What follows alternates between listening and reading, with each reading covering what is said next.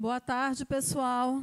E a gente está finalizando agora, iniciando a sessão, que vai finalizar a apresentação dos artigos e depois a gente vai ter o encerramento ainda com mais a apresentação final da Keynote, que vai estar aqui com a gente.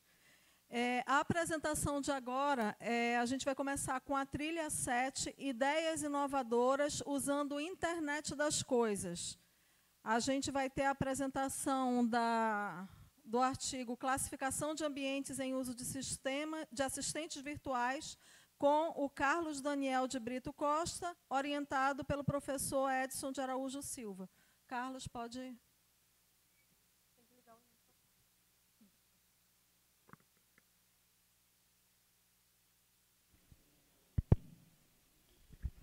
Boa tarde. Meu nome é Carlos Daniel, eu vou apresentar o meu trabalho do Projeto Super. Eu faço parte da TESC WP3. O meu professor orientador é o professor Edson de Araújo Silva. O meu projeto, o tema dele é classificação de ambiente com uso em assistentes virtuais. Então, o meu projeto, meu roteiro. Introdução, objetivo, metodologia, resultados, conclusão e referência. O meu projeto, ele consiste em acidentes dentro de uma cozinha. A gente procurou pensar em possíveis casos que fossem acontecer se a pessoa estivesse fazendo inúmeras atividades dentro de uma cozinha, que aí acontece quando a gente acaba apatetando, esquecendo de alguma coisa. E aí a gente focou mais na parte eu e o professor Edson, na parte em acidentes com fogo, ou que envolvam um fogão, um vazamento de gás, ou alguma coisa assim. Nós usamos para monitorar esse ambiente, a cozinha, nós utilizamos a Raspberry. A Raspberry ela tem um módulo de câmera que fica anexado nela. E aí essa câmera vai detectar os movimentos que está tendo na cozinha. E essa leitura feita pela Raspberry vai passar para a Alexa, a assistente virtual. E depois a assistente virtual vai emitir um alerta, seja para o celular ou um alerta de voz.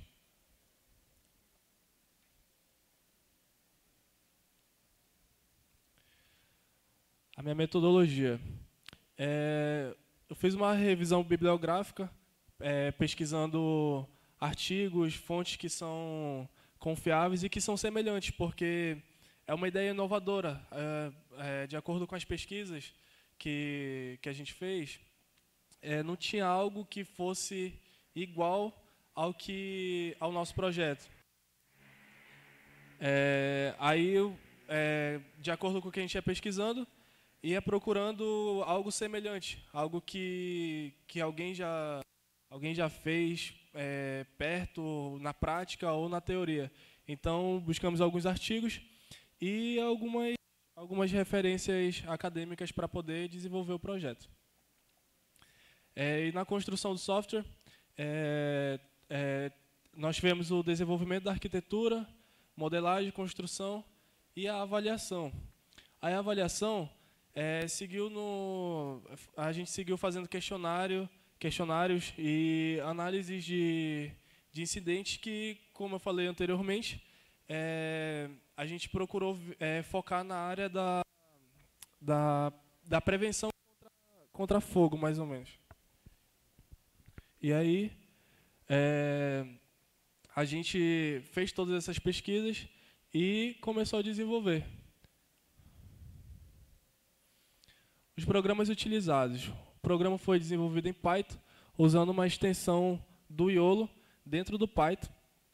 E o que é o YOLO? O Python acho que todo mundo sabe o que é, mas o YOLO nem todo mundo conhece. O YOLO ele é um programa pré-treinado, ou seja, todas as vezes que a gente quiser que detectar alguma coisa, ele é um programa de detecção. Então, toda vez que a gente quiser detectar algo, ele tem que ser pré-treinado.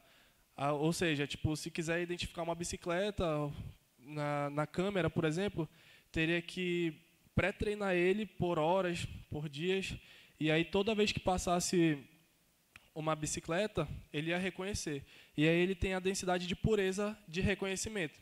Todas as vezes que ele identificar algo que foi pré-treinado, ele pode identificar com 100% de pureza, que é algo totalmente semelhante e um pouco difícil de acontecer quando ele for detectar coisas que foi pré-treinada. Mas aí, se for algo que seja semelhante, ele detecta com 70%, com 60%, mas continua detectando. E aí a arquitetura utilizada é uma arquitetura simples, mas uma arquitetura que faz muito sentido no nosso projeto. E tem uma câmera e a Raspberry, que é o módulo de câmera que a gente usou. Então, a Raspberry ela ativa a câmera, aí a câmera faz a detecção dos movimentos na cozinha, das coisas que a gente quer que detecte. Aí ele volta para a Raspberry, a Raspberry joga para a nuvem faz esse processamento, e depois desse processamento na nuvem, é nessa parte da nuvem que ela vai mandar o comando para assistente virtual. É um comando simples, um comando de alerta. Então, ela funcionaria dessa forma. A assistente virtual ela interagiria com o usuário. Daria um sinal de alerta ou no telefone, ou um sinal de alerta por voz também. Aí, voltando ao YOLO, dentro do YOLO, ele tem um programa pré-treinado, que foi como eu expliquei. O programa pré-treinado é o Fire Detection, e aí aqui eu estou demonstrando a parte que ele foi treinada, aqui nessa parte dos códigos, e aí ele foi treinado e acabou que ele funciona de uma forma bem eficaz. Aí aqui nos resultados, eu tirei uma foto no nosso experimento, na hora que estava funcionando, tirei uma foto e coloquei. Aí aqui é onde está detectando fogo. Eu fiz com isqueiro, né? Porque detectar com fogão demandaria mais trabalho para mim, no caso. E aí eu fiz com isqueiro. Só que o isqueiro, a chama dele, se vocês perceberem, a chama dele é amarela. E a do fogão é azul. Então, quando eu fiz o pré-treinamento, ele ficou com uma chama amarela e ficou detectando. E aí, não sei se vocês sabem, mas de isqueiro para isqueiro também às vezes muda a chama. Então, eu fiz com isqueiro o pré-treinamento, e quando eu fiz com outro isqueiro, ele já não deu mais o mesmo grau de pureza, deu 70% com grau de pureza de detecção, mas mesmo assim ele reconheceu. Ou seja, se eu fosse colocar a câmera na frente do fogão, ele ia reconhecer. Ele ia dar o sinal de que estava ligado o fogão, assim como mostra os que estão desligados. Mostra os que estão desligados e mostra o que está ligado. E aí, aqui onde está essas letrinhas, que eu acho que não dá para vocês enxergarem, mas aí onde está essas letrinhas, é onde ele está mandando o sinal. Ele manda um sinal de fogo detectado, cuidado, um aviso, né, para o usuário tomar cuidado que ele esqueceu o fogão ligado. E aí uma grande limitação que eu tive nesse projeto foi na hora de tentar conectar ele com o assistente virtual, porque a assistente virtual ela tem uma arquitetura fechada, e aí a gente tem que entrar em contato com o suporte da Alexa, essas coisas. E aí acabou que a gente fez a parte da detecção do fogo e da mensagem, só que na hora de conectar com o assistente virtual não deu certo. E aí essa foi a minha limitação, e para os trabalhos futuros a gente pode tentar fazer essa conexão com a Alexa e com o tempo aprimorar o desenvolvimento dela para que ela consiga interagir com o usuário. Aqui são as minhas referências e muito obrigado.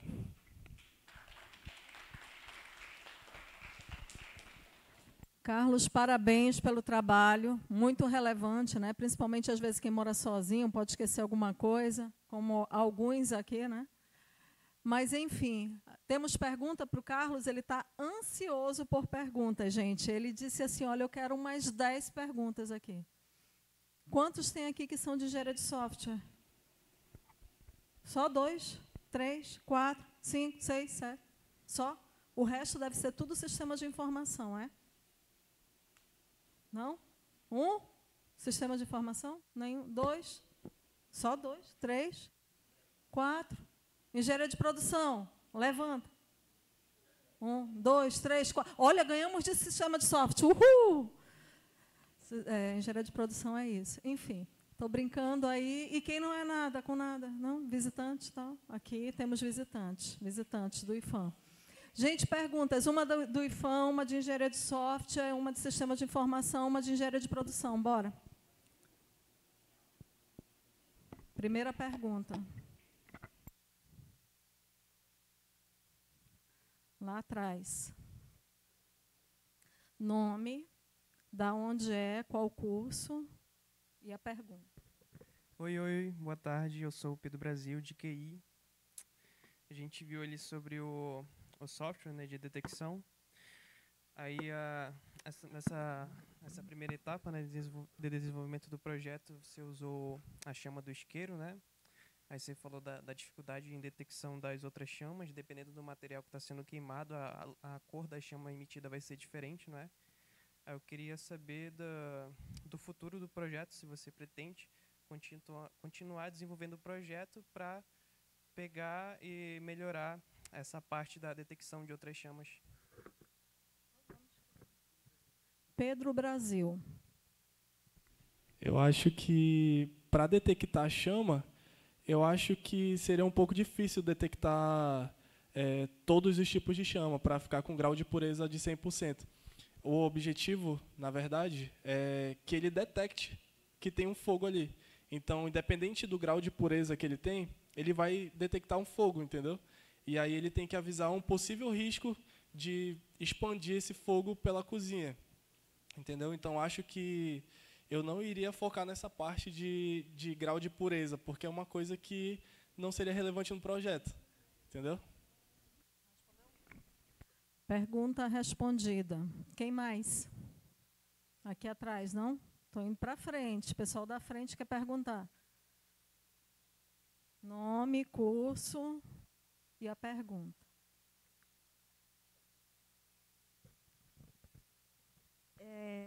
Sou de produção.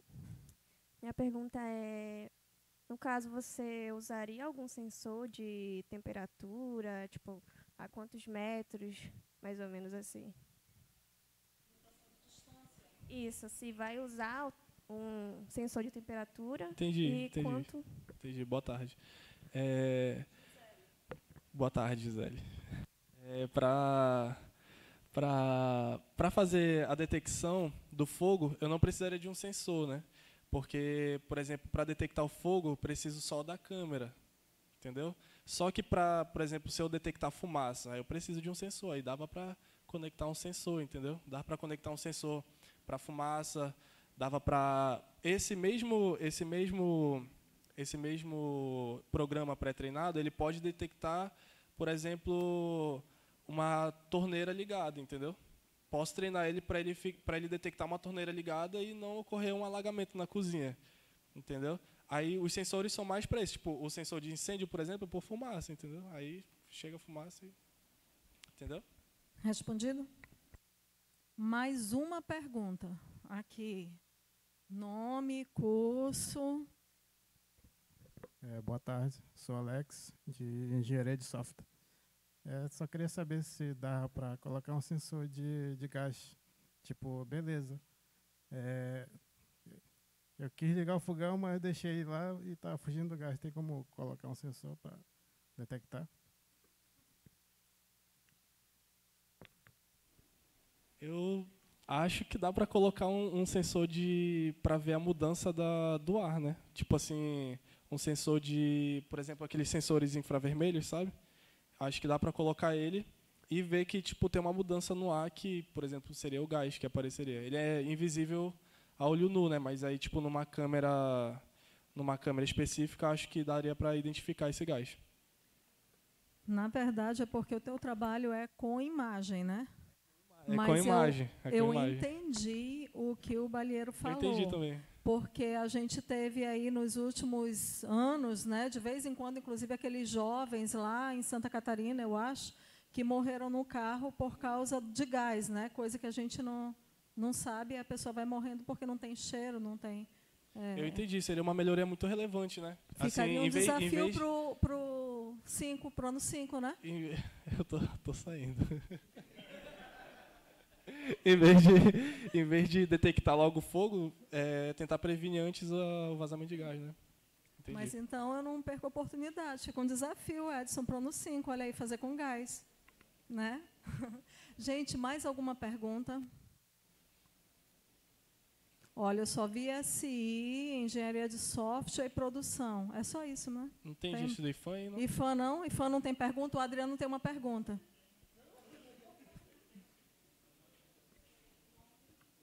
Eu me chamo Rian, sou do curso de ADM do IFAM, né? A minha dúvida seria o seguinte, a detecção só seria no caso tipo assim, do fogo ou algum outro acidente no ambiente de trabalho, mesmo estando assim na cozinha? Porque não é apenas o fogo em si que corre riscos, assim como o manuseio de facas e outros utensílios que são afiados. Boa tarde. Como é que mesmo? Esqueci. Rian, boa tarde, Rian. Sim, como eu falei para a menina na pergunta anterior, dá para treinar o programa para ele detectar qualquer coisa. Ele identifica um cachorro, por exemplo, entendeu? Se ele for treinado. Então, se ele for treinado para ver tipo uma faca, por exemplo, como tu falou, uma faca em um local específico, de um jeito específico, aí daria para treinar. Tipo, quando tirasse a faca de lá, ele ia avisar, olha, a faca não está no lugar, entendeu? Daria para treinar ele. Daria para treinar com várias outras coisas. A gente focou no fogo, que era para ficar mais específico, entendeu? Mas dá para treinar com outras coisas, dá para prevenir outras coisas, dá para usar em outros ambientes também, não só na cozinha, na sala, no quarto, onde for, entendeu? E aí, de acordo com o nosso projeto, a gente tentou utilizar algo que todo mundo praticamente está aderindo, né, que é uma assistente virtual. Então, seria muito simples resolver isso.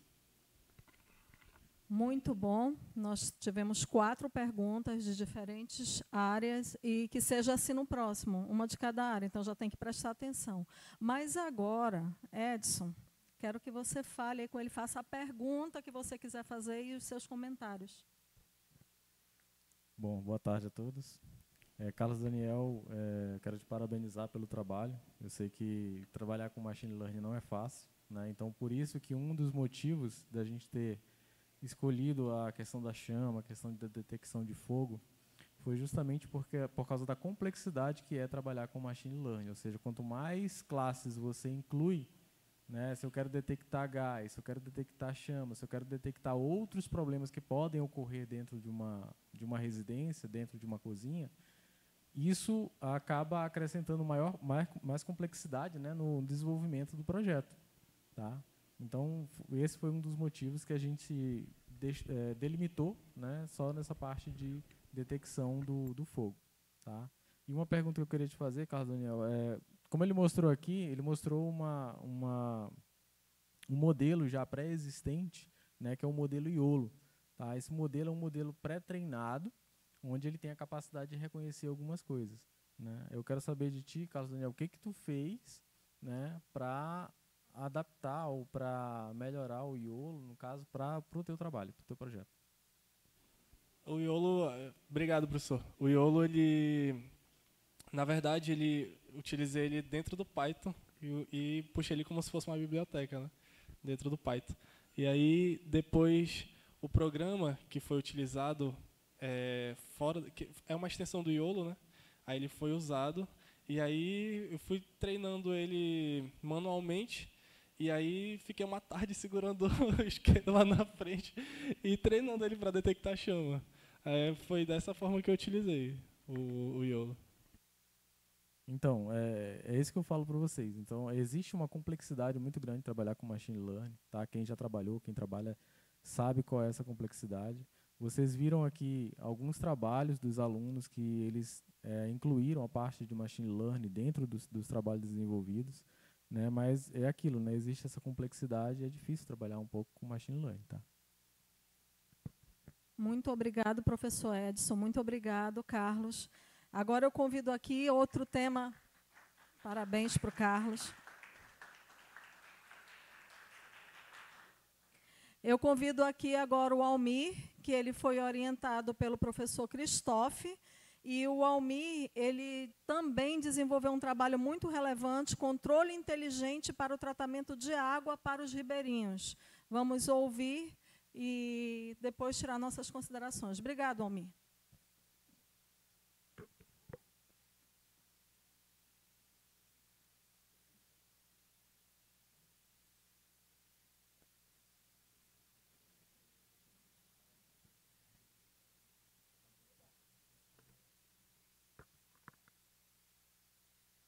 Oi.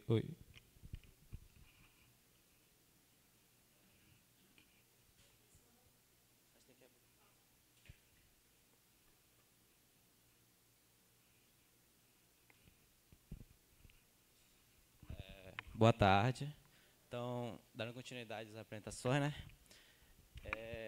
O meu trabalho se intitula Controle Inteligente de Tratamento da Água para Ribeirinhos. Eu me chamo Almir Ribeiro dos Santos e faço parte da task de IoT e sou do curso de Sistema de Informação. O meu professor orientador é o professor Christophe Xavier.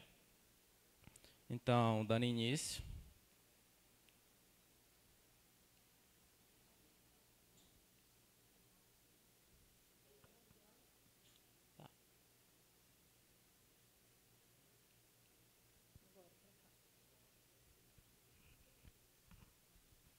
Esse aqui é meu roteiro de apresentação.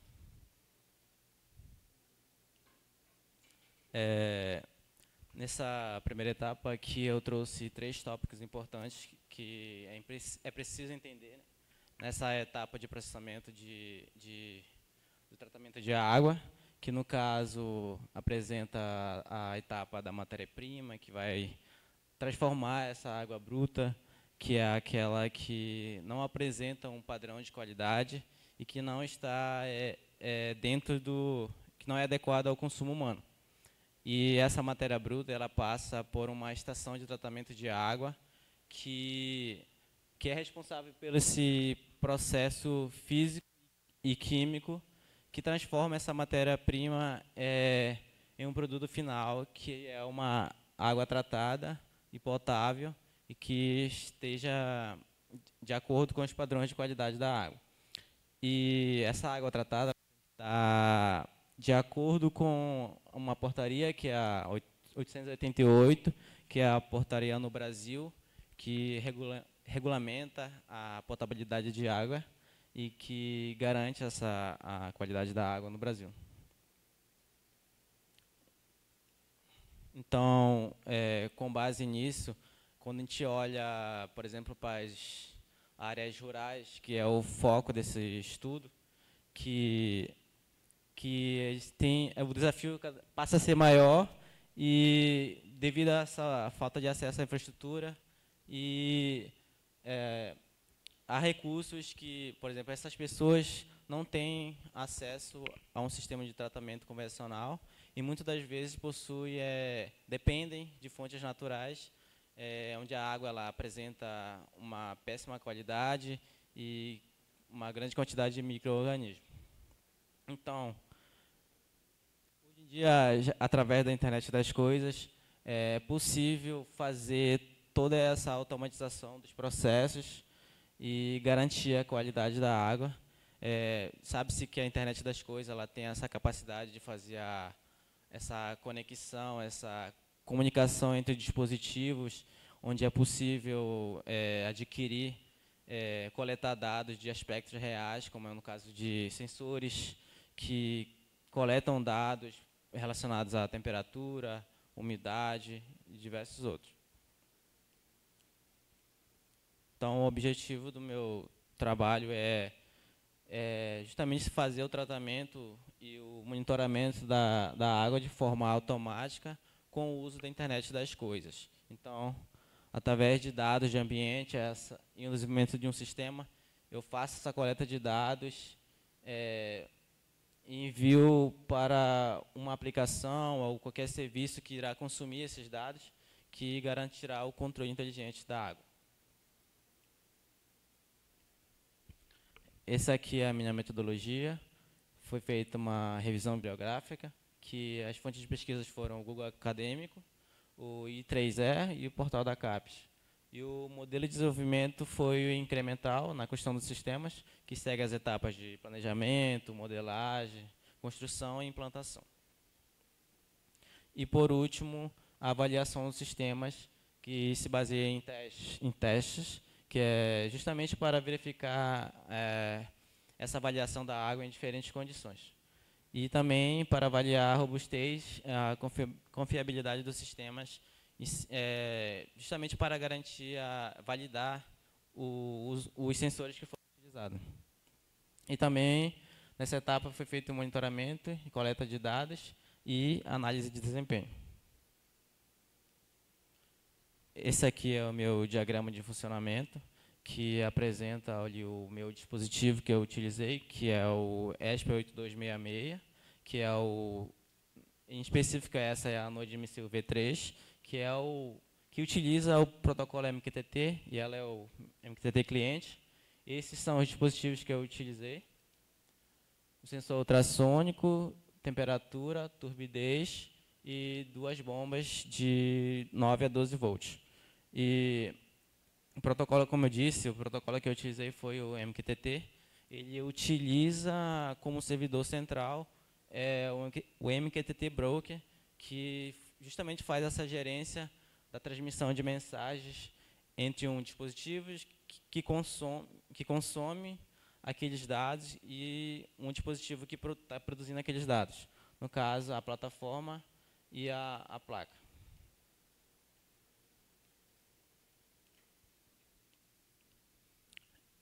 Também foi feito teste de funcionalidade, que serviu para analisar o comportamento dos dispositivos que foram utilizados, em específico o sensor de turbidez e temperatura, que foram o parâmetro para realizar o tratamento da água. No caso, o sensor ultrassônico ele foi utilizado para avaliar o nível da água, e as bombas que foi feita para abastecimento e transferência de água. E também foi desenvolvido um clorador, que é um dos componentes essenciais que faz essa adição do produto na água. Então, para entender melhor, eu trouxe um fluxograma que apresenta todo o funcionamento do sistema, né? Que, por exemplo, de início eu verifico o nível da água, que quem faz isso é o sensor ultrassônico. Então, eu verifico se essa água, se esse reservatório está crítico ou não. Se ele estiver, eu simplesmente aciono a bomba para abastecer ele. Se ele não estiver crítico e houver água dentro do reservatório, eu aciono o sensor de turbidez, que faz essa análise da água, né? Antes de tudo, para passar em outras etapas, é importante falar que o tratamento de água através de produtos à base de cloro, ela não é feita em qualquer tipo de água. Então, eu tenho que fazer uma avaliação da turbidez antes de adicionar esse produto. No caso, por isso que eu faço essa avaliação aqui da turbidez, se ela está elevada ou não, né? Se sim, quer dizer que eu não preciso fazer esse tratamento e eu simplesmente aciono uma outra bomba que transfere essa água para outro reservatório com água bruta, que despejará essa água. Mas se a turbidez estiver dentro dos padrões, eu aciono o clorador, que vai adicionar o produto. E o produto utilizado nesse estudo foi o hipoclorito de sódio, que é um dos produtos à base de cloro. E pelas recomendações, eu tenho que aguardar esse intervalo de 40 minutos, que é o recomendado, né, para fazer tratamento com cloro.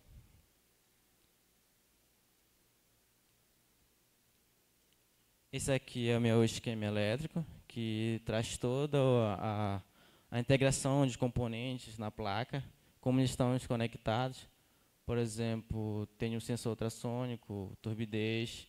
Eu precisei de uma fonte de alimentação de 9 ou pode ser 12 volts também, que alimenta as duas bombas, que estão conectadas a 2 relés, cada um com 5 volts. E um sensor de temperatura. E esse aqui é o circuito lógico. Esse aqui foi o dispositivo final, ou transmissor, né, que já apresenta toda a montagem do protótipo, que aqui, por exemplo, sensor de turbidez, que avalia as duas bombas. Esse aqui é o reservatório de água bruta, que quando eu avalio aqui a turbidez, eu faço, se ela estiver elevada, como eu acabei de falar, ela simplesmente transfere essa água para cá, que será despejada. Se não, eu só adiciono o produto com o clorador. Não sei se está dando para enxergar. Aqui.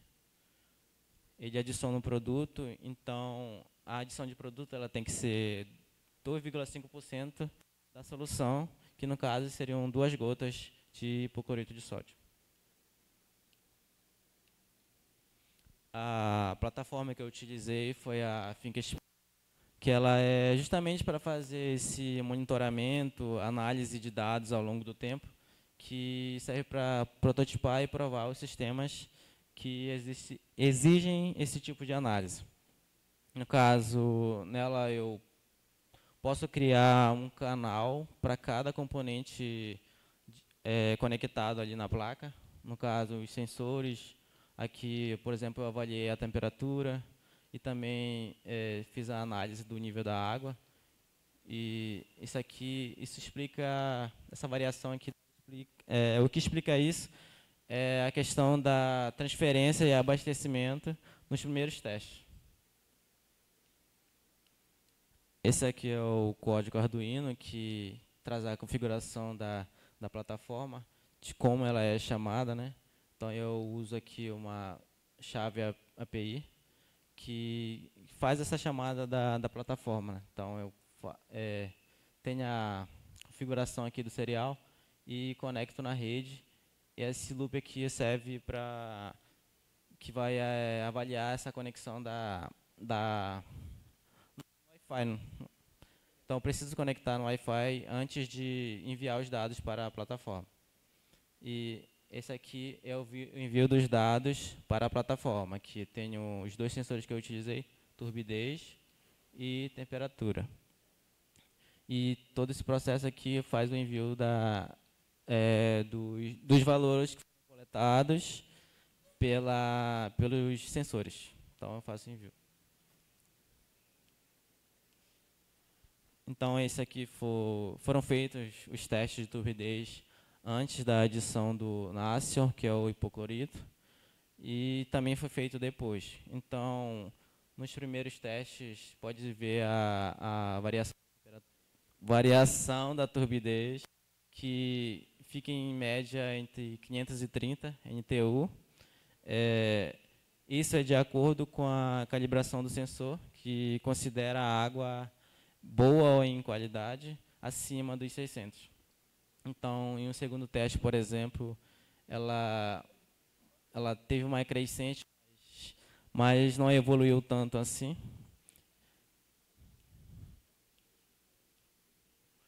E em outros testes, ela manteve essa média de 567 de NTU, e após isso ela teve uma queda já nos testes finais. O que explica isso é a questão da água, quando ela é parada, as partículas que estão presentes nela, elas se retraem cada vez mais, e então elas se assentam num repositório, e isso melhora cada vez mais a clareza da água. Então, por isso que a turbidez ela tem essas variações, ela sobe e cai também. E esse aqui foi o teste feito já com a adição do produto. E, assim, de início já dá para identificar que ela teve uma boa evolução com a adição do produto, e também ela teve que passar por um processo de filtração. E em outros testes ela manteve essa média bem alta já, e ficou bem nítido já a evolução da turbidez. Por exemplo, aqui em outros testes, ela alcançou 878 e em testes finais ela manteve a sua escala em 897. Então, aqui consideramos que ela esteve dentro dos padrões. Também foi feito o teste de temperatura e faltou dizer que esses testes foram tudo feitos em uma amostra de 1 litro antes e depois do tratamento. Então, aqui esse teste foi feito antes do tratamento. E primeiro que essa temperatura tem que estar abaixo dos 30 graus e acima dos 22, que é o considerado padrão, né? Então, nos testes feitos sem o tratamento, ela manteve uma boa média de 24 graus. E de início ela caiu, mas ela se manteve a média de 24 graus Celsius. Em outros testes, ela sofreu algumas variações, mas se manteve dentro dos padrões. Então, concluindo, com base nesses valores que foram lidos antes e depois do tratamento, foi nítido a evolução da turbidez e vitamina da temperatura com base nos padrões de qualidade da água.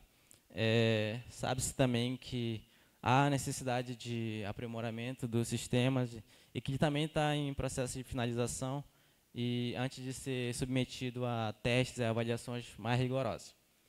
Quanto às limitações, foi o estudo de fórmulas corretas a ser aplicado nos códigos, que no caso, por exemplo, o sensor ultrassônico, ele faz a medição apenas em distância, e eu tive que fazer toda essa conversão da distância para litros, para que ele pudesse fazer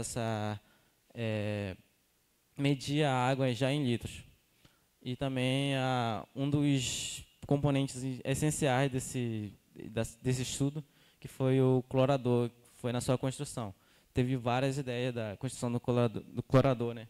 Primeiro que ele tinha que ser automatizado. Então, a gente quebrou a cabeça para desenvolver esse clorador, né? Primeiro que foi pensado em uma seringa, depois em uma pequena montagem já que poderia ser feita em uma impressora 3D. A gente finalizou já com um pequeno copinho que armazenava o produto já numa quantidade certa, e utilizei também um motor de passo que consegue fazer essa rotação da montagem. E para trabalhos futuros, o intuito é integrar o sistema a um processo final de estação de tratamento de água em uma propriedade rural, que é o foco desse estudo.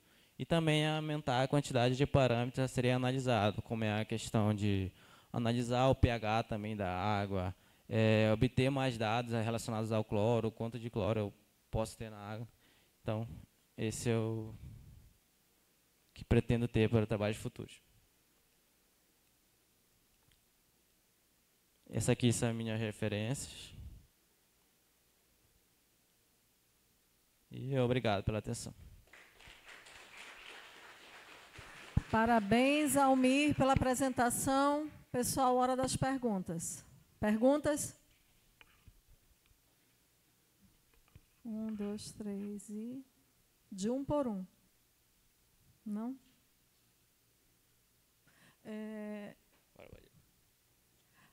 Almir, eu agradeço muito. Eu estava com uma dúvida ali no gráfico, mas depois até o professor Edson, acho que só eu que buguei mesmo na hora, porque os outros não tiveram dúvida, então está tudo certo. Parabéns, Almir. Obrigado. Eu já quero me adiantar aqui. Cadê Vinícius? Vinícius, pode chegar aqui. Opa, temos uma pergunta. Senta. Pedro Brasil vai perguntar. Olha como eu já decorei, Pedro. Boa tarde, pessoal. Primeiramente, eu queria parabenizar o discente aí pela pesquisa. Eu já trabalho há algum tempo na parte de qualidade de tratamento de água, ainda não tinha visto uma pesquisa que enfoque, né, na união do uso da internet das coisas auxiliando no tratamento de água. Aqui a gente faz muito essa parte da área de buscar novas alternativas, não é, para o tratamento nas comunidades rurais, ribeirinhas, onde o acesso à água potável não é possível através do Estado. Muitos desses lugares têm uns sistemas bem rudimentares de armazenamento, tratamento. Às vezes não tem tratamento de água. O máximo que o Estado dá é o hipoclorito, né, para fazer o tratamento em casa. Muitos dos ribeirinhos eles não gostam de usar o hipoclorito porque deixa um gosto forte, odor forte na água. Aí eles sentem essa questão do gosto e do odor, é uma questão importante para eles. Eu achei bem legal a parte de avaliar a turbidez, né? A proposta também de aumentar o número de parâmetros é interessante também. Tem alguns sensores que são mais baratos ou são mais caros de comprar e de incluir no projeto. Mas parabéns aí pelo trabalho, bem interessante. Quem sabe no futuro aí continuar desenvolvendo o trabalho. Se quiser procurar o laboratório ali do Aquatec, a gente tem um professor que está sempre aberto a novas ideias na área de tratamento e qualidade da água. Muito obrigado. Obrigado, Pedro. O professor Cristóvão quer falar? Quem é o professor? Eu queria ouvir esse nome. Né? O professor Alex, né? É o mesmo, né? O professor Alex ele ajudou muito o Almir, né? Ele tirou muita dúvida, né? É o especialista da área, né? O Almir ele foi uma pesquisa em campo, ele foi na parte. Eu queria que tu falasse o histórico da tua dificuldade, né? A parte que foi na SAI, procurou o professor Alex, né? Porque às vezes as pessoas pensam, o trabalho desse é fácil, tão trivial. Isso não é trivial, né? Ele tem que fazer uma pesquisa de campo, conversar com especialistas. Dá esse breve história aqui, Almir. Primeiro é que assim de início, né, teve bastante dificuldade porque eu nunca tinha familiaridade com essa área de IoT, muito menos sobre processos de tratamento de água. Então eu tive que chegar, por exemplo, no professor Edson, que tem um pouco de experiência relacionada a essa área, o professor Alex, que me ajudou bastante, que foi o que deu essa ideia de fazer a desinfecção da água, a questão também da turbidez, que ele falou que eu tinha que fazer essa análise. E com relação à pesquisa em campo, acredito que precisar fazer mais uma pesquisa em campo, que eu me baseei mais em teorias, no que o professor já conviveu, o professor Alex, o professor Edson. Então, acredito que para trabalhos assim, eu pretendo continuar trabalhando com esse projeto, juntamente com o professor Cristóvão, e fazer cada vez mais pesquisas em campo e fazer um sistema mais robusto, mais completo.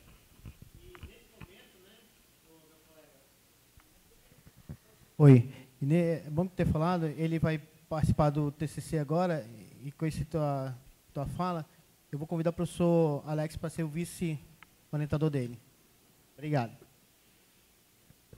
Muito obrigado agora, Almir. Acho que frutos virão aí, né? É algo bem relevante mesmo. Então, nós estamos aqui com o Vinícius. O Vinícius vai apresentar sobre sistema automatizado de controle de uma estufa para cultivo de feijão. E quem é o orientador dele também é o professor Cristóvão. Boa tarde. Como já foi dito pela professora, eu me chamo Vinícius. O outro discente que participa é o João Vitor. E o nosso orientador, Cristóvão.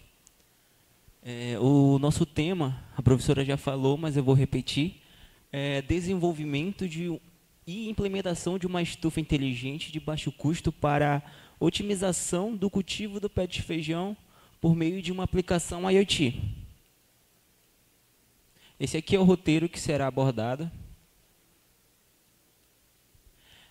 Sabe-se que a tecnologia e a inovação, ela refere-se à aplicação criativa e eficaz do conhecimento e recursos para desenvolver soluções que impulsionem o progresso da melhoria e qualidade de vida, né? Podemos observar que a tecnologia ela vem evoluindo cada vez mais, né, durante os anos, e E as pessoas elas têm que se atualizar junto com essa evolução. E o projeto ele está voltado para a agricultura, né? Usando a tecnologia vai facilitar a vida das pessoas que estão no campo, né? Vai ajudar a melhorar a qualidade de vida, ajudar a produção, né? Para não ver perdas. Um exemplo que eu posso dar é em 2023, né? Que tivemos uma estiagem muito grande e teve várias perdas de matéria-prima, de plantações. E em 2024, segundo a Sindarma, ela dá um alerta que em 2024 será um ano que vai bater o recorde, né? E por que a gente utilizou a tecnologia IoT? É porque ela tem o seu diferencial, né? Tem o potencial da IoT para o monitoramento de controle, a redução do custo da produção, o aumento da produtividade e a construção do sistema ambiental, né? É uma tecnologia que não vai afetar o meio ambiente. E como objetivo, né, era desenvolver uma estufa inteligente de baixo custo, utilizando a tecnologia IoT para o cultivo do pé de feijão. A nossa metodologia foi dividida em duas partes. A primeira foi estudos de artigos, livros e outros materiais indicados pelo tutor, em encontros de pesquisa no Google Acadêmico, 3IE e pelo portal CAPES, entre outros. A nossa construção do sistema ela foi um modelo de desenvolvimento incremental. Teve o seu planejamento, a definição dos requisitos, a modelagem, a construção e a implementação. Tá. Aqui nos resultados obtidos, né, o autor, Anderson, ele fala nesse artigo que há diferentes solos, né? Foi aqui que a gente tirou qual seria os parâmetros. Não, minto. A gente tirou os parâmetros que a gente ia utilizar no solo, foi no segundo artigo. E no terceiro artigo ele fala sobre as temperaturas e a luminosidade que a planta precisa ter. Esse aqui é o nosso sistema, né? A estrutura dele. Foi feita uma estufa de cano PVC e um plástico transparente. Usamos uma unidade de controle, a ESP8266. Utilizamos a internet e um aplicativo IoT. Um aplicativo Android, desculpa. Esse aqui é o nosso circuito elétrico. A gente utilizou 2 sensores, que é um sensor de temperatura do ar e um sensor de temperatura do solo. E 2 relés, uma bomba e um cooler. Esse aqui é o preço do material. Como eu falei, como está no nosso tema, é um dispositivo de baixo custo. Então o valor total do que a gente utilizou, dos equipamentos, dos sensores, deu aproximadamente R$300. Mas se procurar em outros sites de compra, dá até mais baixo, dá em torno dos R$200, por aí. Esse aqui é o nosso protótipo, ele já foi sendo, a gente já implementou ele em um ambiente aberto. Aqui, como vocês podem observar, a gente já botou todos os sensores funcionando, tudo ok. Uma coisa muito importante aqui é que a gente colocou um aqui dentro, né? Um sendo automatizado e o outro no seu ambiente aberto, né? Para a gente ver qual que seria o que iria se destacar mais. Opa, desculpa. E uma coisa muito importante que a gente pensou era sobre por que não reutilizar a água, né? Para não ter gasto de água. Esse aqui é o nosso banco de dados, onde está sendo enviado todos os dados, tudinho. Ele está sendo atualizado em 1 hora, né? o nosso código Arduino. Esse aqui é o nosso aplicativo, onde ele mostra a temperatura, a umidade do ar e a umidade do solo. Esse aqui é o resultado do experimento 1, quantas vezes a bomba foi ligada e desligada. Do cooler a mesma coisa, quantas vezes foi ligada e foi desligada. Esse aqui é o nosso gráfico. Esse aqui é qual a duração do cooler, né? Quantas vezes ele foi ativada durante o dia. Tipo, ele ativou, num dia, ele ativou em torno de 4 horas, 5 horas, 6 horas. O da bomba, ele é diferente porque ele atua em segundos. A partir do momento que o sensor do solo, ele detectou que está muito seco, ele vai mandar e o sensor ele vai mostrar assim, pô, voltou para lá, está seco, ele vai ativar a bomba na hora, e é questão de segundos. Como vocês podem observar, vai em torno de uns 40 segundos, é coisa rápida. Aqui, quantas vezes a bomba atuou? Ela atuou em torno de 1 hora, 2 horas, ela ficou ativada. O do cooler, ele foi ativado a mesma coisa. Ele ativou em torno de 20, 30 vezes, né? Isso, ativou de 30 vezes, 25. Ele ia variando de acordo com a temperatura. Esse aqui foi o resultado do experimento 1. Uma coisa importante, ó, aqui dentro ela se destacou mais, ela ficou mais viva, né? E aqui fora ela não cresceu tanto, mas no seu ambiente aberto. No experimento 2, a gente já optou em ver sobre o solo, né? O solo, a temperatura e a umidade. E o histórico, né? Porque foi mais vezes que a gente utilizou ela. Na umidade, a temperatura também. E no experimento 2, né, a gente teve que matar aquela planta do experimento 1 e colocar uma nova planta para poder fazer o experimento 2.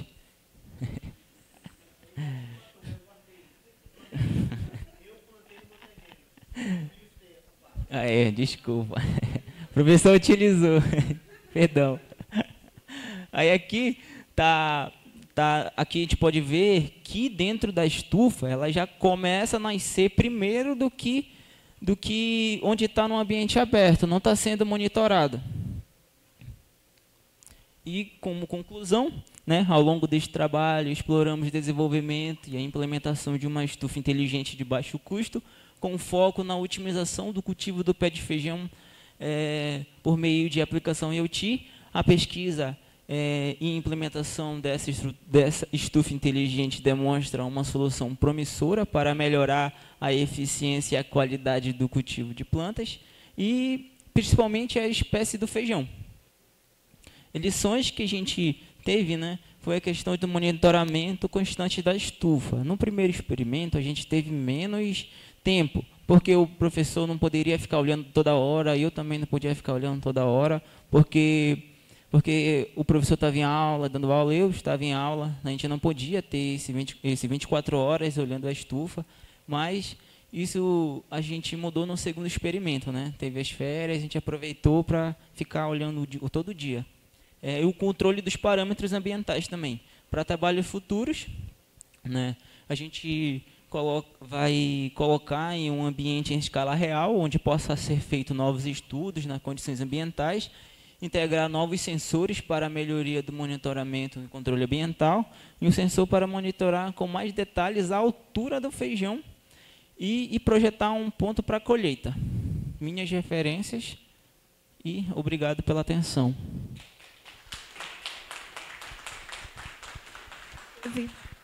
Oi, vai ter vídeo aí, Cristóvão? É porque tinha um videozinho para passar e faz desculpa. toda a diferença. Quem vai comentar? Não, esse aqui é o feijão que está no tempo, no ambiente, e aqui a gente pode observar que ele cresceu mais do que está lá fora, né? Teve como eu posso dizer, como ele ficou monitorado, ele teve, meu Deus, eu esqueci a palavra. Oi? Isso, ele se desenvolveu mais do que fora, né? E é isso. Tá? Agora sim, muito obrigado, Vinícius, pela sua apresentação. Pessoal, perguntas para o Vinícius?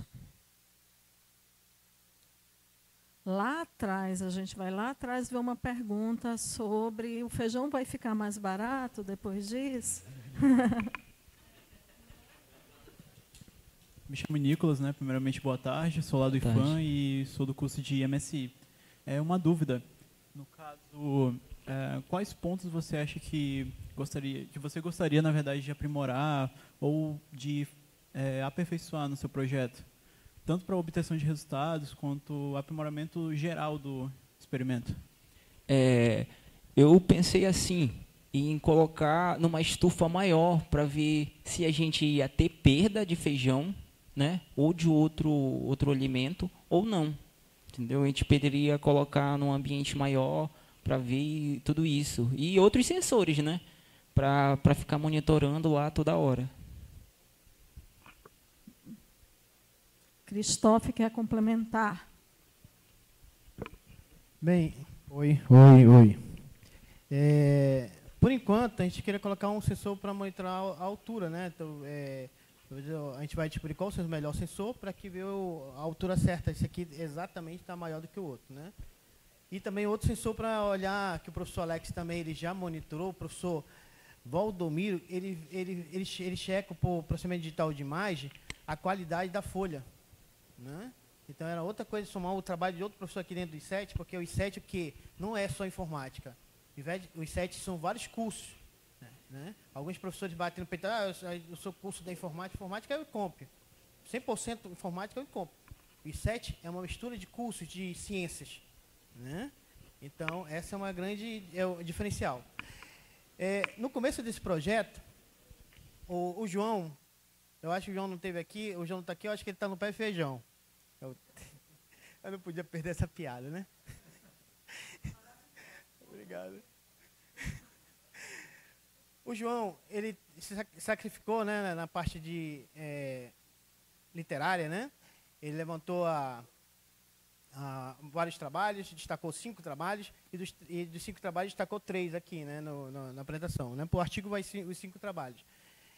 E aí encontrou parâmetros, né? Mas só na literatura o João não se quietou. O João foi comigo ali na área rural, aqui perto do bairro da Paz.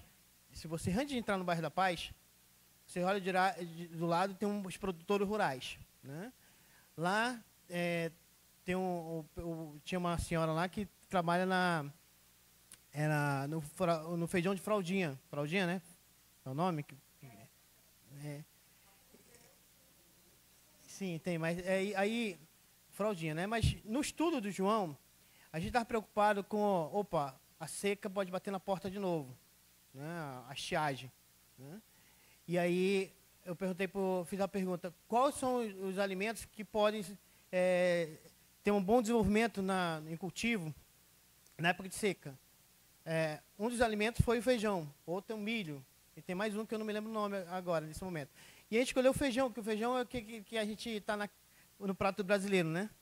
E aí, como eu sabia que essa produtora, ela trabalha com feijão fraldinha, e é muito gostoso dela, né? Fazendo comercial. E a gente optou para começar o trabalho no feijão fraldinha. Ele foi lá, olhou como é que era a produção do feijão de fraldinha, né? Olhou quando ela coloca na terra e deixa lá, né? Só que a terra dela é quase sempre úmida, né? Então, no experimento inicial, experimento 1, ele colocou o que estava no meio ambiente na época de chuva direta, né? Então, tipo assim, o projeto dele na estufa cresceu maior do que o outro que estava no ambiente toda hora chovendo, aquela época de abril, né? Foi abril? Março. Aquela chuva direta que bateu na porta de vocês, tá vendo? Estava sendo irrigado direto, né?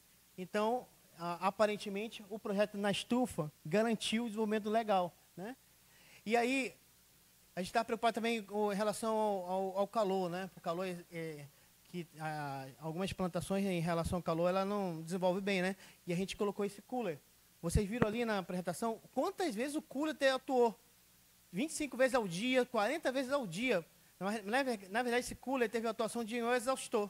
Ele tirava o ar quente de dentro, né? E aí a bomba, né? Vocês observaram ali que a bomba ela teve pouca atuação. Por quê? Porque quando ela dá-lhe, ela já molha tudo. Ela dá aqueles 5 segundos ali, já encharca. Para ter 40 segundos de atuação da bomba, para chegar um dia que tinha 40 segundos, encharcou tudo ali, né? Ela liberou rápido, é muito forte aquela bomba. Ela serve para aquário, né? Eu acho que aquela bomba, né? Também, mas essa daí estava... E aí, o projeto desenvolveu bem, né? Nesses parâmetros. E a gente garantiu uma qualidade. Lógico, a gente quer aferir, a gente quer fazer mais aferições para garantir assim, o nosso desenvolvimento de uma estufa é melhor do que um ambiente, né? Mas seria talvez continuar esse projeto no ano 2. Mas o Vinícius me abandonou, né? Agora é a hora da alfinetada, né? O Vinícius, ele sabe que eu sou um professor... Não, eu vou falar. Ele sabe que eu sou um professor Caxias, chato. A diferença de eu com os outros professores, sou chato. Só que agora ele passou para uma professora chata ao cubo, né? Não vai ter como fugir. Então, mas aí o Vinícius, ele deixou assim, o aluno não é só experimentar, o aluno é essa superação. O Vinícius era um aluno meio, tipo assim, tinha uns comportamentos, o aluno sempre tem um comportamento meio de o mundo lá fora e o mundo aqui dentro. A relação entre eu e o Vinícius, ele garantiu, tipo assim, ele mudou, ele viu um pé lá fora e um pé aqui dentro da universidade, né, o foco dele, né? Agora, no final do curso do Experimentei, ele ficou focado no projeto. Esse projeto só saiu pelo esforço do Vinícius, né? Uma salva de palmas para o Vinícius, né? E porque o Vinícius vai vir comigo agora no ano 5, eu estou achando até o Vinícius mais bonito, não está? Só porque está no meu time, porque meu time só tem gente bonita, gente. Seguinte, obrigado, Vinícius. Tá. Mais alguma pergunta? Só assim para... Tem. Volta, Vinícius.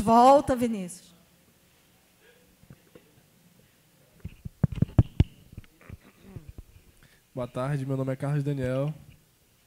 Então, eu fiquei em dúvida, porque tu colocou em 2 ambientes, né? O sensor e a planta, né?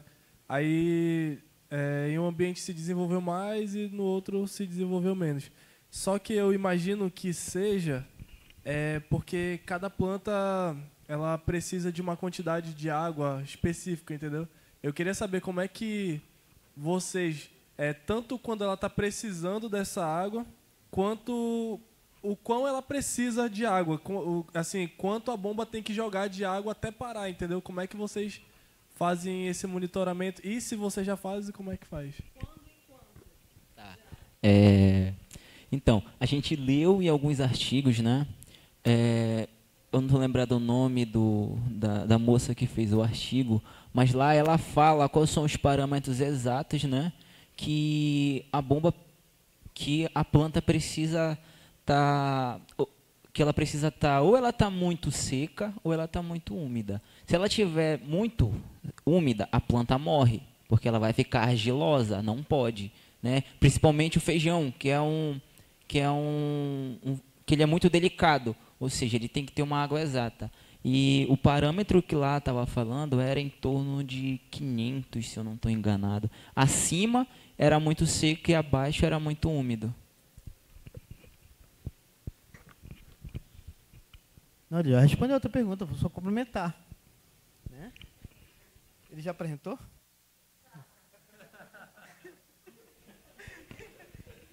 Te encontro na sala de aula. Não, é bom, tipo assim, é bom que a pergunta dele, ele mostra que ele evoluiu com o orientador dele, né? O orientador ele fez uma certa mudança no Daniel, né? Daniel, realmente a tua pergunta é muito relevante, né? Porque tipo assim, falta muitas aferições. Uma das aferições é o quanto de água tem que jogar e tem que medir a vazão daquela água, que o projeto do colega que foi o teu, né? Vazão de água. Tem que medir na bomba. Sim, é importante isso, tem que ser feito. É mais um trabalho que tem que ser feito e pode ser incluído. Pena que não tem TCC no teu curso, né? Tirado o TCC no curso dele, né? E uma outra coisa, né? Aquela quantidade de chuva que teve na planta do meio ambiente, né? O que era o ideal? O ideal, se fosse dentro da casa, era a pessoa irrigar a planta uma vez por dia, né? A gente poderia ter feito isso na planta que estava no ambiente, uma vez por dia, mas qual é a quantidade certa de água? A gente ia pelo parâmetro que as pessoas fazem normal, né? Mas naquele momento, as pessoas, a gente colocou assim, pô, tá tanta chuva aí, vamos deixar no ambiente que os plantadores, eles têm a experiência, né? Eles deixam... quantas vezes eu perguntei lá para Dona Rosa, quantas vezes eu tenho que irrigar? Cris, eu planto na época de chuva e deixo lá. Então, a gente fez o experimento no ambiente baseado no relato dos produtores rurais. Tá? Obrigado, Daniel. Gente, só mais uma então, tá bom, Pedro Brasil? Boa tarde, pessoal. Eu só queria fazer algumas contribuições com o trabalho. Parabenizar também o colega pelo desenvolvimento do trabalho. Acho bem relevante aqui na região, não é? Ligar a questão da tecnologia e da informação com o cultivo aqui. A gente ainda está faltando isso aqui na região, fazer essa ligação, não é? Entre a tecnologia e a agricultura. A gente está caminhando ainda para isso. 2 pontos que eu queria levantar para vocês trabalharem depois seria o solo, né? Padronização do solo. Aí tem a questão da água, filtração da água. Dependendo do solo, se tiver variação no solo, a água vai escoar de uma velocidade diferente, vai levar alguns nutrientes, como foi o caso da chuva, provavelmente eu penso que foi isso. Levou a maioria dos nutrientes lá do solo, devido à chuva intensa no tratamento 1, que era o tratamento no ambiente, não é? E também a questão do fotoperíodo, também vocês podem trabalhar depois. O fotoperíodo vai influenciar também bastante no crescimento da planta. Eu acho que vocês deixaram todas as duas no sol direto, né? Aí se vocês trabalharem também a questão do fotoperíodo ali, regular ele. Não faço a mínima ideia de como, mas seria uma ideia interessante trabalhar isso. Aí vocês poderiam ter resultados bem mais expressivos, mas vocês já tiveram resultados expressivos, mas sempre dá para dar uma melhorada. Acho que seria interessante trabalhar essas 2 questões. Obrigado pelo... Só uma contribuição mesmo. Gente, pelo tempo, então, quem quiser saber mais sobre o projeto do Vinícius, depois pode perguntar diretamente para ele. Muito obrigado, Vinícius. Pessoal, a última apresentação de artigo, e agora é um monte de gente. Vai chegando aqui na frente. São os discentes Alexander, David ou David, Elita, Henrique, William e os professores Alternei, Fernando, Kelvin. Esse pessoal aí vai apresentar os resultados e relatos de experiências das monitorias da unidade dos 7. Sejam bem-vindos, chegando aqui rapidamente. E vamos só ligar o microfone e pegar aí o passador de slides. Agora está com vocês.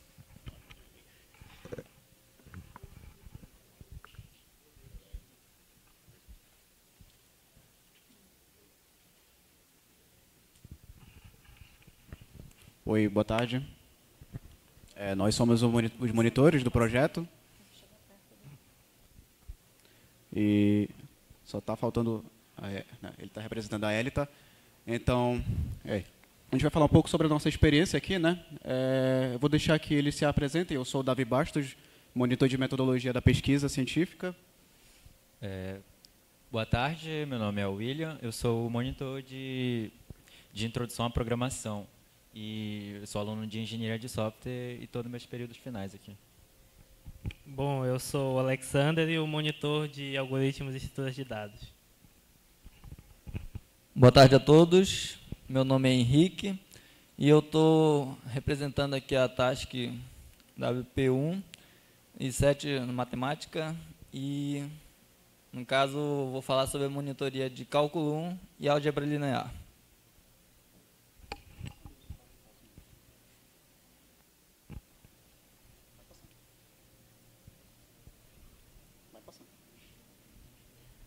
Então, gente, só passando os slides dessas nossas apresentações aqui e pular direto para a introdução. Tá? Então, a monitoria começou aqui como uma forma de estabelecer essa relação um pouco mais íntima também, né, com os pesquisadores do Super, mas nós não somos monitores de disciplinas específicas, nós somos monitores de conteúdos, isso quer dizer que está abrangente para muito mais coisas que eles tragam para a gente. E está abrangente também não só para os participantes do Projeto Super, mas da UFAM todinha. Então, a gente principalmente pega esses recém-chegados, né, os calouros, e tenta passar para eles essa cultura da proatividade, essa cultura de encorajar eles a estabelecerem tarefas, né? Lógico que tem os tutores que vão dar metas, né? Mas eles mesmos têm que procurar esses tutores, eles mesmos têm que procurar suas próprias metas. E, pelo menos em metodologia da pesquisa, né? Que é o meu caso, a gente ensina eles muito a adquirir um estilo próprio, né? Uma identidade própria que tem a ver com a atividade da pesquisa. Pode passar.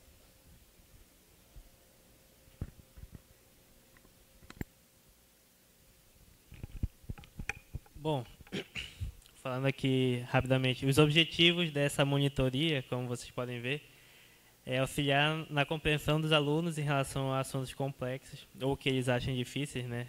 Depende da dificuldade do aluno, e desenvolver as habilidades de estudo e principalmente a autonomia acadêmica, que é o quê? É o aluno conseguir pesquisar e estudar por conta própria, sem assim muita dificuldade.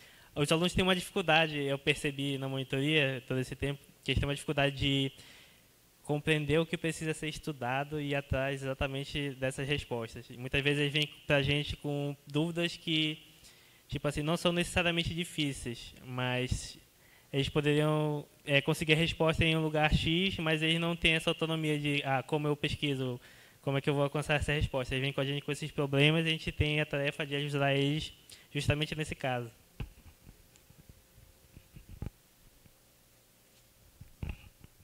Boa tarde, novamente. Agora falando sobre a metodologia usada. Foi bem semelhante em todas as monitorias, eu acredito, que foram principalmente os atendimentos que eram ocorridos em salas. A gente ficava ali disponível um certo tempo da semana, em horários específicos, para atender os alunos que fossem buscar a nossa ajuda. Também teve o suporte por meio de cards e guias, que eram cards informativos, passando dicas curtas e fáceis de assimilar. Os guias contendo, por exemplo, um assunto mais em alta, que normalmente o pessoal tem mais dúvida. E também os materiais digitais, como apostilas e também lista de exercícios, no meu caso. E também teve aulas e o nivelamento, né? Aulas, assim, a gente reunia o pessoal, por exemplo, já teve a colaboração minha e do Alex, a gente reuniu uma quantidade de alunos ali, calouros, para eles tirarem as dúvidas deles e resolverem algumas questões que a gente ia passando. Bem, agora falando especificamente sobre a minha experiência como monitor, na introdução à programação, né, a primeira assim, sentimento que eu senti foi de nostalgia, porque não foi a primeira vez que eu estava sendo monitor, foi a segunda vez, né, eu já fui monitor uma outra vez durante o ensino médio, monitor de redes de computadores pelo IFAM. Aliás, até ali estavam professores do IFAM, professor Adriano. Prazer, professor. E durante essa monitoria, o que eu vi é que foi muito bom, agregou bastante valor para quem assim busca sempre estar ajudando as pessoas, né? Porque eu sempre tive isso de gostar de ajudar as pessoas, de estar ensinando, e isso também é uma forma de aprender, porque isso motiva a gente a buscar respostas e trazer mais formas de auxiliar alguém. E as modalidades de atendimento da monitoria que ocorreu foi tanto presencial quanto remota. As pessoas poderiam tirar dúvidas pelo contato, a gente disponibilizava o WhatsApp, e também tinha um atendimento presencial nas salas, como eu já falei anteriormente. As principais dificuldades, agora falando na questão dos alunos, né? Eles tinham muita dificuldade na questão de lógica mesmo, mais questão de lógica, de saber a forma como eles devem resolver aquele problema. E outra questão também que muitas pessoas chegavam ali é questão de interpretação, mais interpretação de texto mesmo, coisa da base do português, de língua portuguesa, né? Saber interpretar o texto e identificar o problema que está sendo exposto ali. A quantidade de atendimentos foram de 49 atendimentos. E esses são os horários dos atendimentos que estão ocorrendo. Agora, eu não estou dando mais atendimentos, né? O meu período já acabou. E agora tem um novo monitor, não sei quais são os horários dele. E, bem, agora passando mais algumas informações sobre como foi a minha experiência, eu diria que foi bem positiva. Eu poderia continuar também no próximo ano, né, na turma 5, só que eu preferi aparecer uma oportunidade para mim de estágio, então eu escolhi esse caminho. Mas, sim, seria uma oportunidade muito boa de experimentar de novo, trabalhar com outros alunos, mas, como eu posso dizer, foi algo que ajudou bastante, que vai fazer muita diferença para mim no meu currículo, na minha carreira, e que eu fico agradecido principalmente às pessoas aqui que organizaram isso, ao meu tutor, o Alternei, e a professora Ana e também o Tiago, que foram quem me deram mais suporte, né? E basicamente é isso que eu tenho para falar. Que as principais dificuldades, como eu disse, foi a capacidade de compreensão das pessoas, né? Os materiais produzidos, as apostilas, alguns códigos e exercícios. Aqui uns exemplos das apostilas. Alguns códigos, lista de exercícios e os cards que continham as dicas. Agora eu passo a palavra para o Alex. Bom, agora contando a minha experiência como monitor dessa disciplina, são duas disciplinas, né? Algoritmos 1 e 2. E o que eu pude perceber nesse ano que eu passei assim atendendo muita gente foi que os alunos têm dificuldade principalmente em duas coisas que eu percebi, muito importante. A primeira é a base. A maioria passa para essa disciplina e não sabe a base, a lógica, assim, como ele falou, bem sólido. Isso leva a um problema depois, que quando eles vão pegar um problema, assim, digamos, relativamente fácil, não muito difícil, eles travam, eles não conseguem continuar.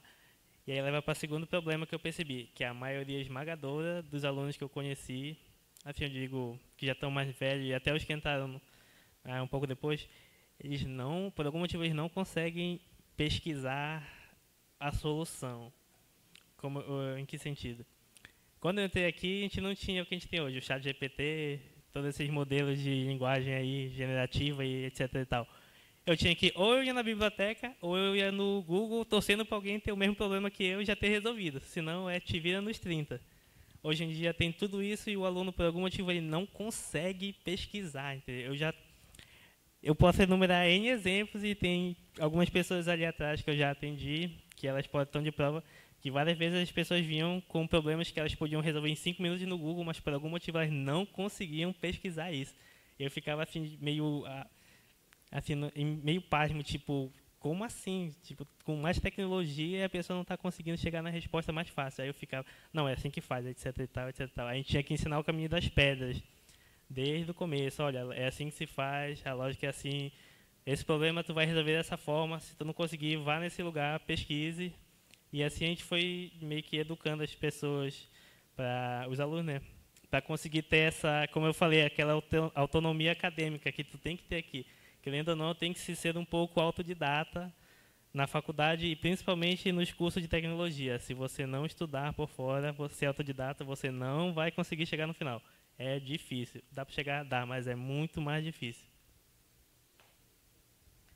A quantidade de atendimentos que eu tive foi 44 nesse período de um ano, que também é aquela coisa que a gente vê. Os alunos também não são muito tendenciosos a procurar o atendimento, por N motivos, não sei quais. Mas teve 44 e julho e dezembro não houve atendimentos por causa do recesso, né? O período acaba e nós entramos em recesso. Meus horários de atendimento eram segunda e quarta, sexta, de 2 às 4. Mas eu sempre fazia uma hora extra. Tipo, eu sempre estava com um horário livre, então se me mandasse mensagem eu podia ajudar. E as dificuldades, como eu falei, é implementar algumas estruturas de dados, e eles tinham essa dificuldade justamente por não entender a abstração por trás do conceito. E isso vinha justamente da dificuldade de não entender a lógica, que é a base de tudo. Aí um problema levava ao outro. Aí chegavam aqui com algumas deficiências, a gente tinha que ir trabalhando de baixo para cima.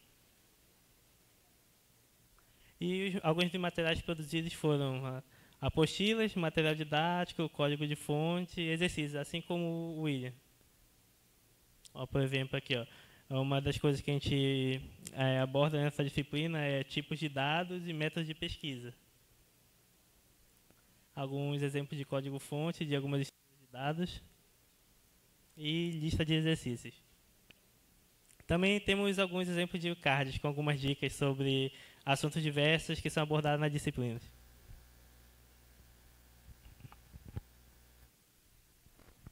Então, falando um pouco sobre a minha experiência agora, né? Eu sou do curso de pedagogia, esqueci de falar antes, né? A gente tem metodologia da pesquisa no primeiro período, talvez por isso fique para o meu curso, né? Pode passar. Quantidade de atendimentos foram 37. Esse número aqui, ele está um pouco errado, porque a gente fez alguns treinamentos e aulões, né? E o meu tutor falou para mim acrescentar na hora, e eu não fiz. Aí eu esqueci o número, mas não tem problema. Esse era o meu horário de atendimento, né? Eu achava interessante que as pessoas vissem na sala, né? Teve pessoas que vieram recorridas vezes, né?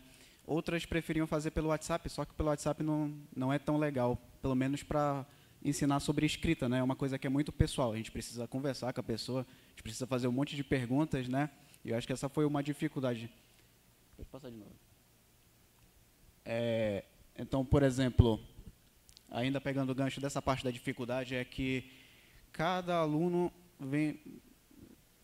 Um professor, ele abrange vários alunos, mas às vezes os professores são diferentes e eles têm estilos diferentes.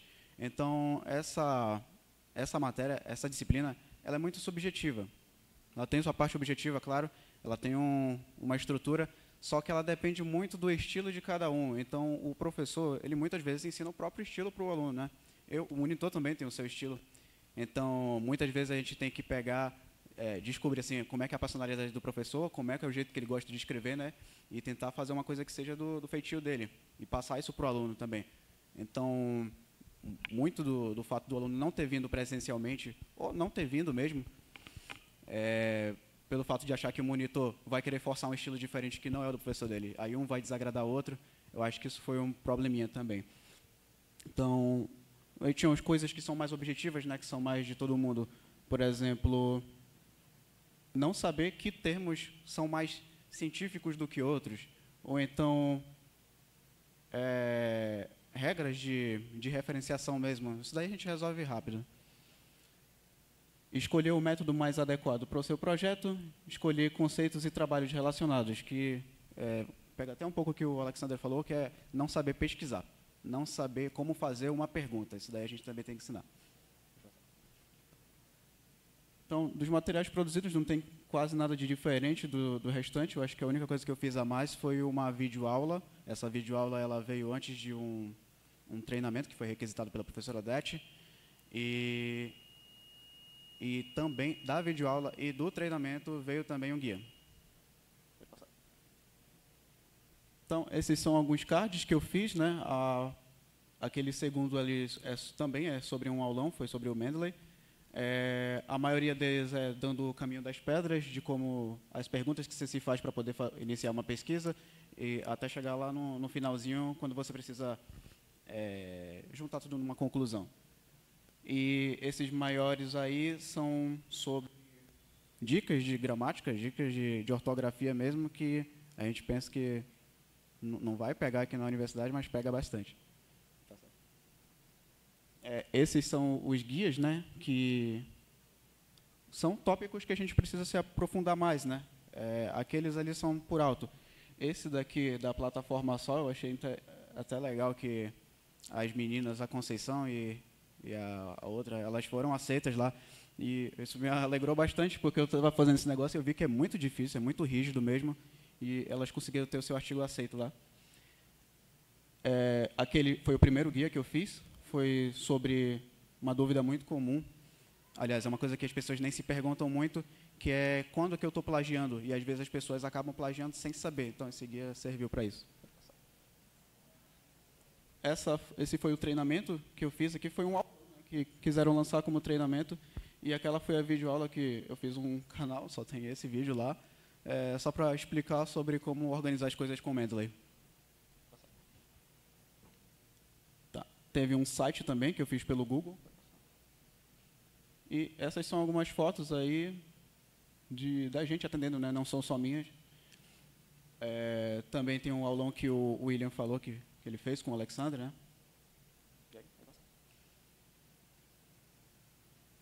Tá. Sobre os pontos positivos, falo sobre meus monitorandos e meu também. Foi muito interessante participar do Projeto Super, né? Porque a gente tem contato com muita gente, com vários cursos. Essas diferentes perspectivas que a gente vê dos outros agrega bastante, né? Principalmente que eu sou de um curso de humanas, por exemplo. O ponto negativo, acho que eu já falei bastante sobre ele, não vou reforçar aqui.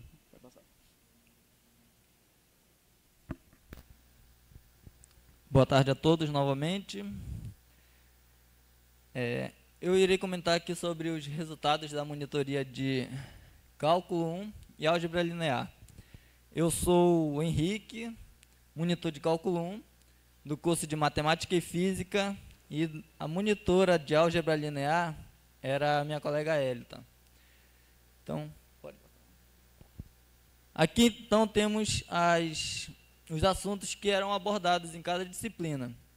Cálculo 1 era tratado sobre números reais, funções, limite, derivadas e integração. Já para a área de álgebra linear, tínhamos espaços vetoriais, transformações lineares, operadores, autovalores e autovetores e diagonalização. Pode continuar. E a monitoria ela acontecia nessas duas modalidades, tanto presencial como remoto também. A parte remota ela era um pouco mais difícil assim, mas só que os alunos eles tinham nossos contatos, então surgia alguma dúvida, eles nos encaminhavam por WhatsApp, por mensagem, essas coisas. Mas é claro que era muito melhor a modalidade presencial, pois ali tinha dúvida e dava para explicar um pouco melhor, porque por mensagem é um pouco mais complicado assim de estar explicando coisas abstratas de matemática, de álgebra linear, cálculo 1. Então, presencialmente, é bem mais fácil e também mais dinâmico entre o monitor e o aluno. E as principais dificuldades também que eram encontradas tinha a ver com a matemática básica, a abstração de conceitos e a falta de motivação e interesse. No caso, não tem nem como julgar que, devido à pandemia, aconteceram várias coisas. Tivemos a modalidade as aulas remotas, e a matemática básica era uma dificuldade sim, entre os alunos que nos procuravam. E qualquer dúvida é dúvida. Nós, como monitores, tínhamos que sanar todas as dúvidas independente de como ela ocorresse, de como fosse, tínhamos que explicar para o aluno como acontecia. A abstração dos conceitos é mais em relação a que matemática, já no ensino superior, é um pouco mais abstrata. Então, alguns conceitos de limite, voltado para a álgebra linear, assim, não era muito entendido e esclarecido assim, no momento da aula pelo aluno. E era o nosso trabalho tentar esclarecer aquele conceito que assim ficou um pouco em dúvida na mente do discente. E a motivação é o fato de que os alunos não é fácil para eles nos procurar. Não sei o que acontece, mas como os meus colegas aqui já comentaram, não há procura por monitores assim frequentemente. Aparecem alunos de vez em quando, uma vez ou outra, poucos, mas continuando.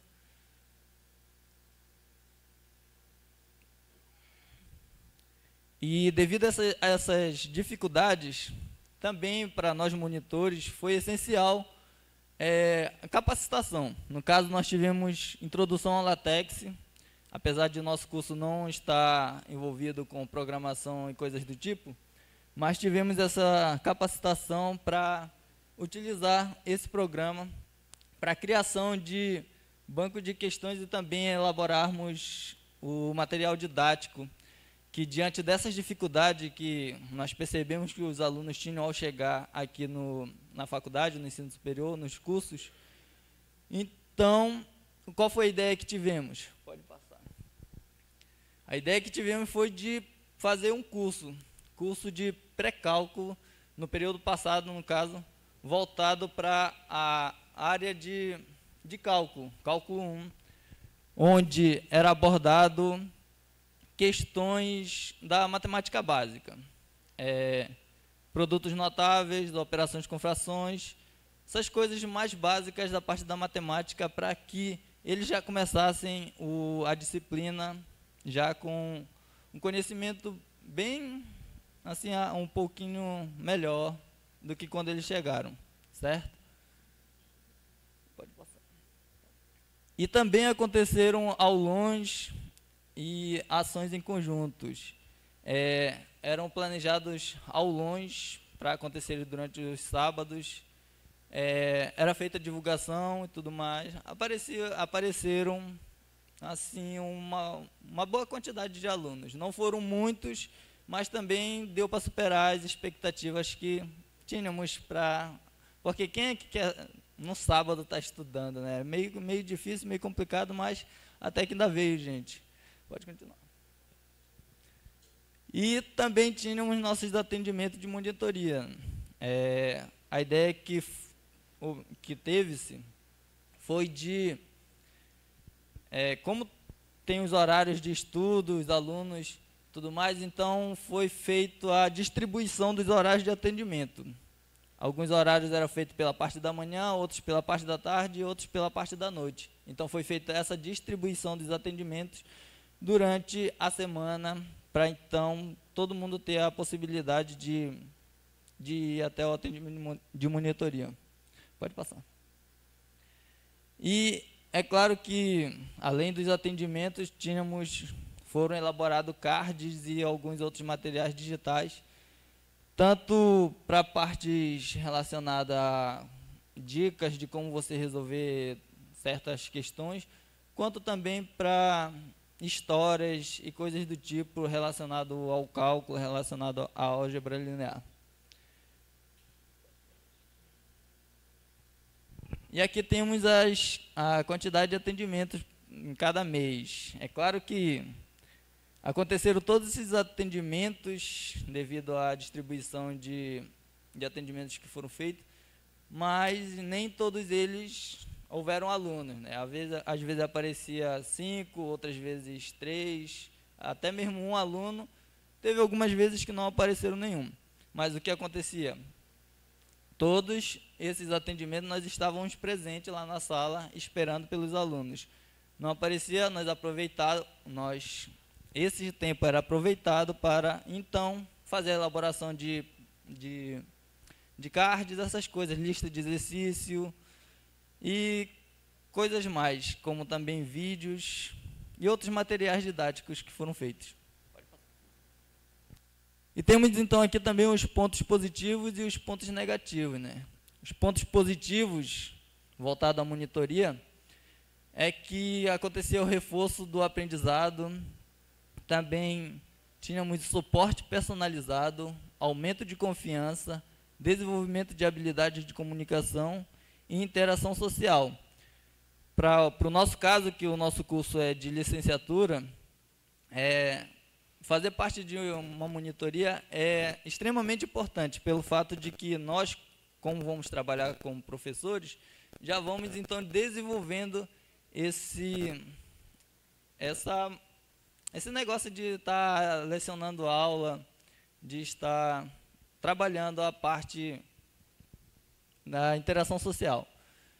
E os pontos negativos, assim, havia uma sobrecarga de trabalho, porque além dos atendimentos, também devíamos ter que estar elaborando outros materiais, como vídeos, lista de exercícios, e isso tomava um pouco de tempo, né? Mas temos que nos virar no 30, né? E produzir vídeo é um pouco complicado para quem não tem assim um material adequado, câmera boa, pedestal até, e isso toma um pouco de tempo mas foram feitos. E também outro ponto negativo foi desmotivação dos alunos, que foi aquilo que eu já comentei anteriormente, e desarticulação. E é isso. Pode continuar.